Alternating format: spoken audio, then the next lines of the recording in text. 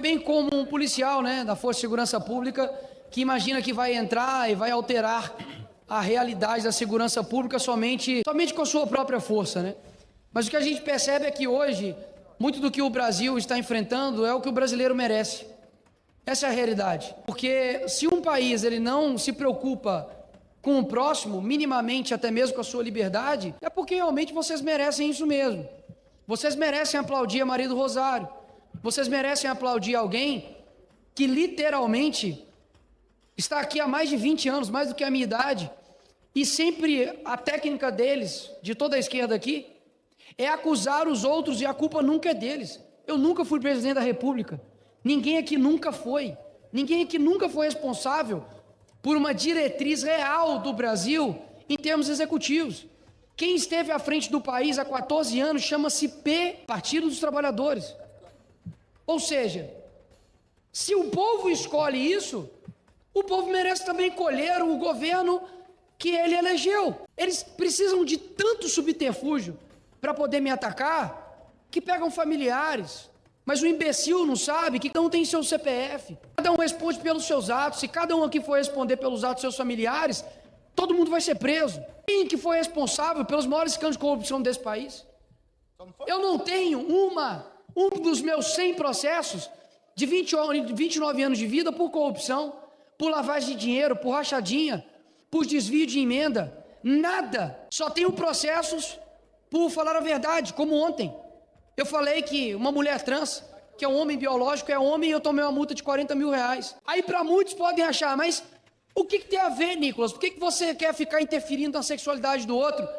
É muito mais profundo do que isso. Porque quando a realidade já não é mais a realidade, tudo se torna tudo. E, portanto, não existe mais nada concreto. A verdade já se tornou uma palavra que a gente nem sabe mais o significado.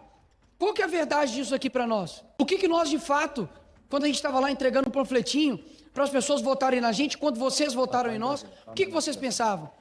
Queremos que isso aqui seja um local de debate, que isso aqui seja um local para você poder convencer um ao outro, e a gente colocar pautas que realmente mudam o povo, e o que acontece? Nada. E por a incompetência dessas pessoas que estão aqui, pelo contrário. É porque, infelizmente, e esse aqui é o meu penúltimo discurso, antes de eu arrebentar a corda com o Hugo Mota, então eu vou tentar ser extremamente respeitoso, até eu fazer o último, isso aqui não é uma ameaça, é simplesmente fazer aquilo que eu fui eleito para fazer, que eu estou aqui no parlamento, para poder falar, e nem isso eles querem que eu faça, de que hoje foi preso 3 generais, algo que nunca aconteceu na história do nosso país. Hoje, um deputado federal eleito perdeu o seu mandato na canetada por um ministro do STF, ferindo Constituição, regimento interno nessa casa. E sabe o que muitos estão preocupados? Só com o próprio umbigo. Ou seja, a maioria do Brasil merece a merda do Lula, merece o Alexandre de Moraes, merece o STF que tem, merece inclusive, quando chega aqui, boa parte da população continua apoiando o PT, o presidente da República não se solidarizou com os policiais que foram mortos defendendo nossos cidadãos. Esse é o cara que está comandando o teu país. E muitos não conseguem dar um passo para trás e falar, errei no meu voto, ou não posso mais fazer isso, sabe por quê? Porque já está afundado num lamaçal ideológico tão grande, esse orgulho tão grande que não consegue mais viver pela verdade, de falar, peraí, tudo bem, não gosto do Bolsonaro, não estou discutindo aqui mais quem votou 22, quem votou 13, mas não admitir que hoje nós temos um partido político que é aliado ao crime, aliado àquilo de ruim que tem aqui no nosso país, é literalmente ignorar a realidade. Mas ignorem a realidade, mas não dá para ignorar as consequências da realidade. E isso que a gente precisa viver. Fica aqui durante anos discutindo qual a reforma que nós precisamos nas instituições. Qual que é o melhor modelo? Social-democrata? Comunismo? Capitalismo? Socialismo fabiano? Sendo que, na verdade, a reforma que nós precisamos é individual. Essa é que é a reforma. O que eu sinto é muitas pessoas querendo depositar sua confiança, tanto na direita quanto na esquerda, somente em um ser. E aqui eu não falo dos 2 maiores líderes. Eu estou dizendo em um ato, em uma coisa, como se houvesse alguma bala de prata para poder salvar esse país, a não ser a responsabilidade individual. Agora, meus senhores, Se essa casa aqui for investigar realmente, cada um passar limpo, vai sobrar muito pouco. Por quê? Será? E quem que os colocaram aqui? Quem colocou o Lula lá na presidência? Condenado em 3 instâncias, por dezenas de juízes, com mais de 10 mil provas. Quem? Quem? Foi a maioria do povo brasileiro, não foi? Ou seja, querem que nós alteremos a realidade de um país, se alterar a tua realidade. Se eu for falar tudo aqui que acontece aqui nesses corredores aqui, é capaz de eu nunca mais ter boas relações aqui com vários que estão aqui. E por que isso acontece, senhor presidente? Porque isso aqui a democracia virou um falso Deus. Isso aqui é uma mentira. Sabe por que a anistia, meus senhores, não foi pautado ainda? Mesmo sendo aprovado com mais de 300 votos, porque infelizmente há um poder hoje no país que colocou essa casa de joelhos, inclusive infelizmente o presidente dessa casa também, que eu acredito que deve estar sofrendo ameaças por conta dos seus familiares e grandes processos, que não estou pedindo para aprovar nada. Eu jamais chegaria aqui e falasse assim, ou você aprova ou senão você é um merda. Eu jamais seria leviano desse jeito. O que eu estou pedindo era para que meramente paute uma pauta importante, porque por muito mais, mesmo que o pai do Hugo Mota esteja sob pressão, houve um pai que morreu na Papuda, como o Clezão. Há um pai agora, mesmo que você discorde dele, que está com 70 anos de idade, com uma tornozeleira injustamente colocada, com uma prisão fraudada e ninguém liga. Ou seja, como que eu vou mudar o país através de um projeto de lei? Você acha que o projeto de lei vai mudar a tua vida? Acorda. O que vai alterar de fato é a mudança individual. É a responsabilidade de cada um fazer o que é certo. O problema é que quando chega aqui, muitos não têm essa busca pela verdade por conta de várias coisas. Emendas, poder, acesso, distorcem para poder ocupar cargos. Bando de canalhas que vão responder isso não para mim, não para vocês, mas aqui eu não posso deixar de falar sobre quem realmente tem um controle. E eu não falo isso aqui da boca para fora, senhor presidente. Eu falo porque eu não tenho dúvidas e eu não estou aqui politizando a minha fé, porque eu estou político, mas eu sou cristão. Eu não tenho dúvidas que todos aqui prestarão contas. E aí sim, é bom eles temerem. Esse aqui é o meu compromisso, de que nós tenhamos um cenário extremamente desesperançoso. Para concluir.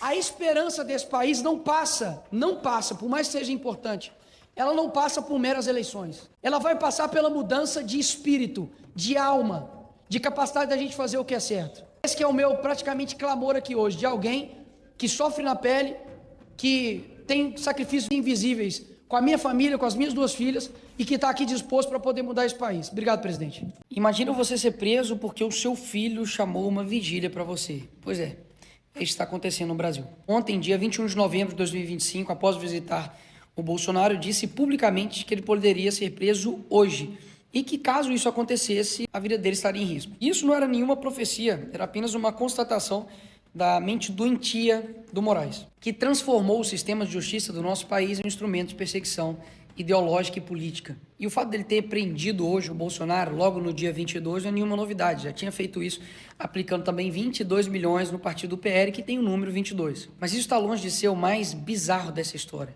O Bolsonaro foi preso porque o seu filho convocou uma vigília, uma oração na frente da casa dele, dizendo que isso, na verdade, não se passava de uma manifestação disfarçada de vigília, que é o mesmo modus operandi da organização criminosa liderada pelo Bolsonaro, no sentido da utilização de manifestações populares criminosas.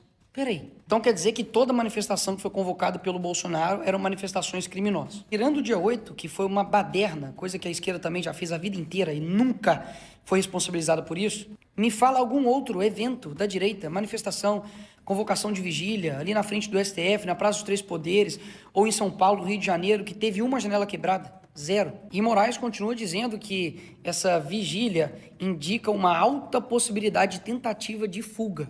Que o Brasil virou filme agora? Bolsonaro ia vestir de Brasil, ia colocar uma máscara, ia sair no meio do povo, já que estava todo mundo igual. Ou virou o quê? La Casa de Papel? E o pior, eles estão usando que a tentativa do Bolsonaro de tirar a tornozeleira eletrônica era para ele poder fugir, no meio da manifestação. Aí eu tenho 2 perguntas para você. O evento estava marcado para as 19 horas do dia 22. Quem em sã consciência que quer usar uma vigília para poder fugir, tira a tornozeleira 17 horas antes. Quem? E o mais importante, que enterra de vez essa narrativa de que a prisão dele foi decretada no dia 21/11, ou seja, o que aconteceu depois da tornozeleira, tentou tirar ou não, não importa. A prisão já estava decretada no próprio dia 21. E não é de hoje que o Alexandre de Moraes tenta criar essa narrativa de que tudo que a direita faz é para poder corroborar com uma organização criminosa na qual o Bolsonaro é o mandante. Ano passado, ele fez busca e apreensão em um padre. E dá só uma olhada qual foi o crime dele. Criado uma oração ao golpe. No que consistia isso? Ele estava pedindo para todos os brasileiros, católicos e evangélicos, incluam os nomes do ministro da Defesa e outros 16 generais 4 estrelas nas preces, nas orações. Repito, um padre recebeu busca e apreensão na sua casa por oração ao golpe. Ou seja, pode manifestações de qualquer tipo de natureza. Pode ter a CUT invadindo e quebrando o Congresso, pode ter a maconha, marcha para Satanás, manifestação em prol dos bandidos que morreram. Isso porque até agora eu nem citei a Constituição Federal, que é muito clara. É livre a manifestação do pensamento. Todos podem reunir-se pacificamente sem armas em locais abertos ao público, independentemente de autorização, desde que não frustrem outra reunião anteriormente convocada para o mesmo local. O que não cabe aqui no dia da vigília, não tinha nada marcado, ou seja, está dentro da Constituição. Então, para deixar bem claro, não estou dizendo que não possa ocorrer as outras manifestações, porque você é livre para poder fazer isso. Só que por que cargas d'água quando é uma manifestação que, na verdade, era uma vigília para poder orar? Aí não pode. E é considerado uma manifestação criminosa. Criminosa. Se eu soubesse que vigília levaria os outros para a cadeia, era só pedir, né, para poder fazer uma vigília em prol de organização criminosa, fazer uma vigília em prol da galera que roubou o INSS, para quem desviou aí bilhões de reais de estatal, quem cometeu corrupção passiva e lavagem de dinheiro, como foi o caso do Lula, era só ter convocado uma vigília na porta da casa dele, que aí ele ia preso. E agora, né, com o Bolsonaro preso, o Brasil vai para frente, né? O Brasil vai deixar de ter desvio de emenda, o Brasil vai ter uma saúde de qualidade, vai ter uma segurança que realmente funcione, vai parar de ter roubo, vai parar de ter furto, a Amazônia vai parar de ter queimada, vai parar de jorrar dinheiro da Lei Rouanet para artistas, que é o seu dinheiro sendo torrado para eles poderem fazer seus shows, os aposentados vão parar de ser roubados, os criminosos vão entregar as suas armas e, enfim, finalmente vamos ter um país digno. Porque, afinal de contas, como é pintado, ele é o culpado de tudo, né? De tudo mesmo. E sabe por que isso não vai acontecer? Óbvio, porque ele não é o culpado de tudo isso. Parece óbvio, mas o óbvio tem que ser dito.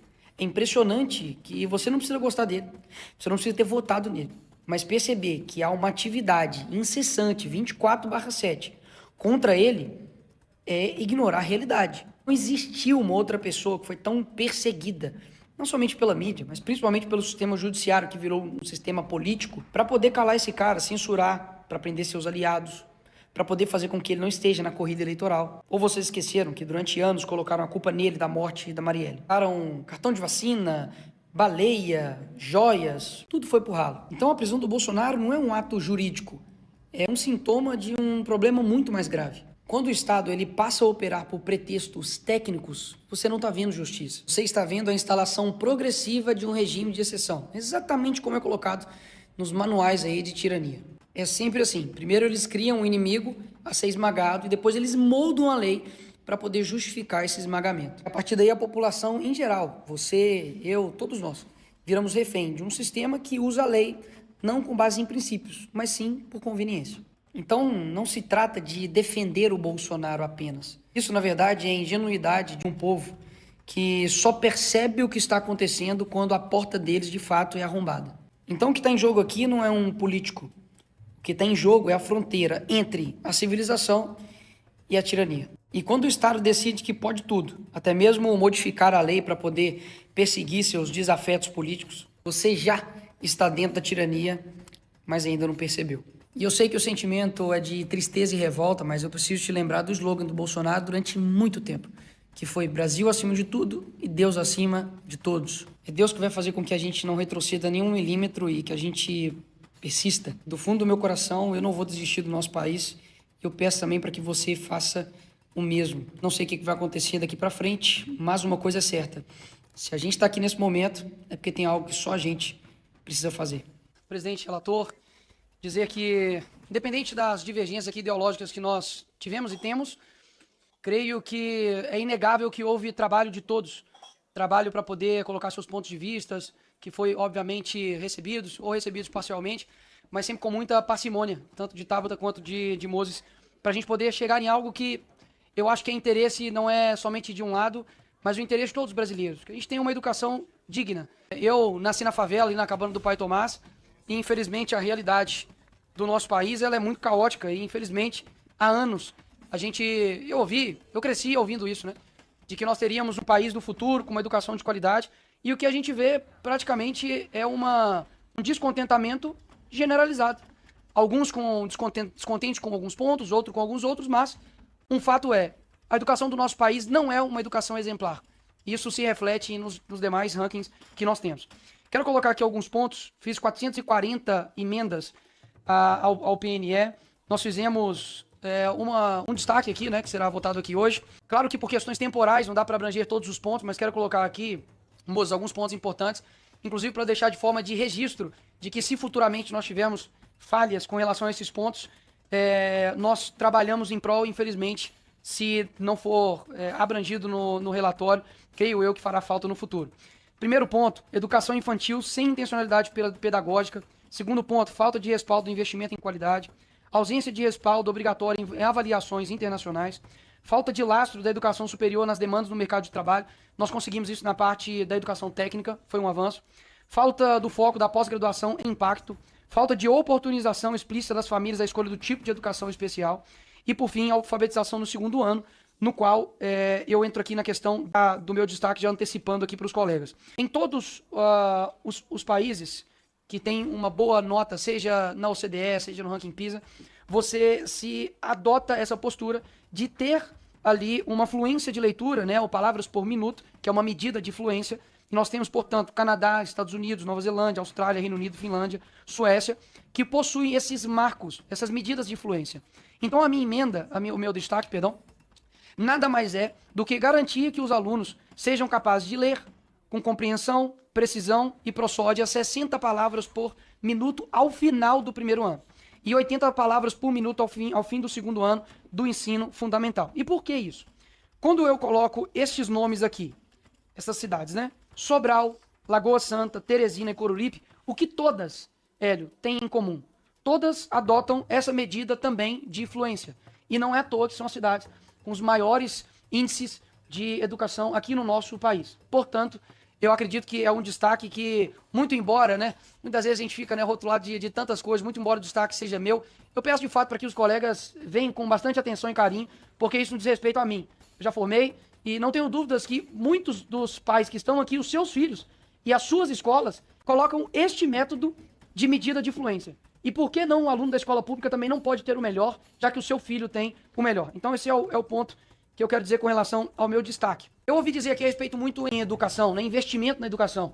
Não tenho dúvidas que isso é um ponto importantíssimo. Inclusive tem diversos alunos aqui, diversos movimentos estudantis e sociais aqui presentes, e acho isso excelente. Contudo, é necessário colocar alguns pontos com relação a isso. Os Estados Unidos, ele é o país que mais gasta em educação aluno por mundo. 17 mil dólares em média ali por aluno. Mas, ao contrário, talvez que vocês possam imaginar, eu não estou aqui para poder dizer que os Estados Unidos é perfeito em todos os âmbitos. Pelo contrário. Que ele tenha, Moses, esse alto investimento, os Estados Unidos fica apenas na média mundial de leitura e ciência. Em matemática, fica abaixo da média da OCDE. Ou seja, o que prova que um gasto alto, isolado de outras demais medidas, não significa um alto resultado. Se a gente pega Luxemburgo, tem o maior gasto da OCDE e o desempenho é praticamente medíocre.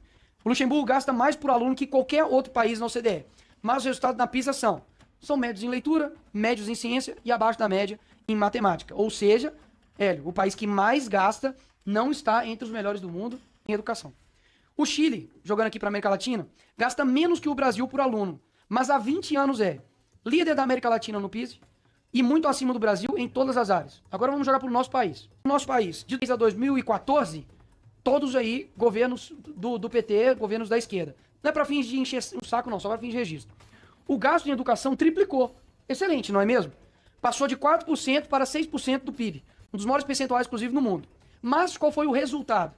O Brasil permaneceu entre os últimos colocados do PISA. A proficiência em leitura e matemática estagnou ou caiu. Ou seja, jorrar dinheiro não virou aprendizado. Então, mesmo com uma forte expansão de orçamento, você não tem esse ganho equivalente na aprendizagem. Isso quem está dizendo não sou eu. Eric Hanushek, da Universidade de Stanford, maior economista da educação do mundo. Brookings Institution, World Bank também, o Banco Mundial. Todos mostram a mesma conclusão científica, abre aspas. Não existe relação direta entre gastos educacionais e desempenho estudantil. O que de fato importa? É um trabalho em conjunto com treinamento do professor, gestão por metas, alfabetização na idade certa, avaliação contínua, cultura de foco em resultados e, obviamente, também a meritocracia no sentido correto e não no sentido simbólico e pejorativo que muitas pessoas colocam. Ou seja, volume de dinheiro isolado não gera resultados. Por que eu digo isso? Para todos os estudantes que estão aqui, estudantes que irão me ouvir. Não caia-se na mentira de que basta injetar dinheiro que a coisa vai dar certo. Isso não dá certo. E pior, nesses últimos 3 anos, não somente não houve aumento na educação por parte do governo do PT, mas sabe o que houve? Duvidem de mim. Não tem problema a gente ter ideias contrárias. Sabe o que aconteceu? Em 2023, o Lula bloqueou 332 milhões de reais. E atingiu o quê? Alfabetização, transporte escolar e bolsas. Principalmente para crianças, né, e adolescentes. Nós precisamos retomar a necessidade da importância da palavra verdade. Sem isso, nós vamos continuar sendo um país que nunca chega. Vai ficar, talvez, aí, daqui mais 10, 20 anos, nós estamos aqui, a gente vai envelhecer, você vai ter seus filhos, e vai continuar a mesma coisa. E a preocupação vai ser sempre achar um culpado. Não quero achar um culpado, quero achar a solução. Obrigado, presidente.